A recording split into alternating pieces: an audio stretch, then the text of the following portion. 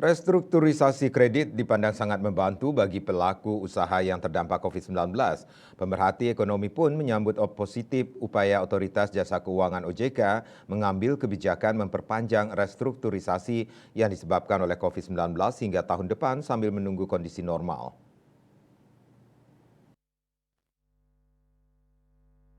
Seperti diketahui, OJK mengambil kebijakan mendukung segmen, sektor, industri, dan daerah tertentu yang memerlukan periode restrukturisasi kredit pembiayaan tambahan selama 1 tahun sampai 31 Maret 2024. Pemerhati ekonomi dari Fakultas Ekonomi dan Bisnis FEB Universitas Udayana, Putu Krisna Adwitya Sanjaya mengatakan, kebijakan pemerintah melalui OJK dengan masih memperpanjang restrukturisasi kredit hingga 2024 itu dilakukan sebagai upaya melihat efek recovery dari kredit yang pernah disalurkan. Ini untuk memberikan stimulus bagi pelaku ekonomi terdampak COVID-19. Ia menilai bila melihat data OJK Regional 8 Bali Nusra, di mana restrukturisasi kredit terdampak COVID-19 di Bali berdasarkan lokasi proyek terus melandai dari 45,80 triliun rupiah posisi Desember 2020 menjadi 28,12 triliun rupiah atau turun sebesar 38,59% posisi April 2023, maka sudah menunjukkan tren perbaikan atau recovery.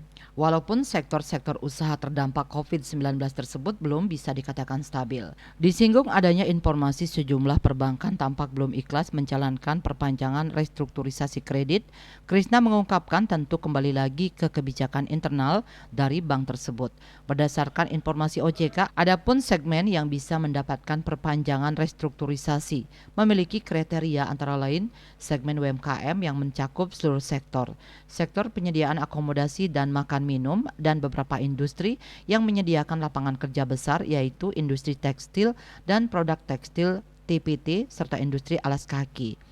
OJK juga memastikan kebijakan ini dilakukan secara terintegrasi dan berlaku bagi perbankan dan perusahaan pembiayaan. Sebelumnya, Ketua Umum Badan Pengurus Daerah BPD Himpunan Pengusaha Muda Indonesia HIPMI Bali, Agus Pandewidura APW, menilai ada bank yang tidak ingin memperpanjang restrukturisasi kredit dengan meminta debiturnya untuk menyudahi program ini. Perbankan yang meminta penghentian restrukturisasi kebanyakan swasta, sedangkan bank BUMN diakui masih taat menjalankan kebijakan khusus yang diberikan pemerintah pusat. Alasannya karena kondisi perekonomian nasional yang kian pulih. Padahal perekonomian nasional tidak bisa dijadikan sebagai parameter pemulihan Bali. Ia pun menegaskan pelaku usaha di Bali kondisinya masih dalam tahap pemulihan. Untuk itu pihaknya memandang masih diperlukannya kebijakan-kebijakan khusus perbankan kepada pengusaha.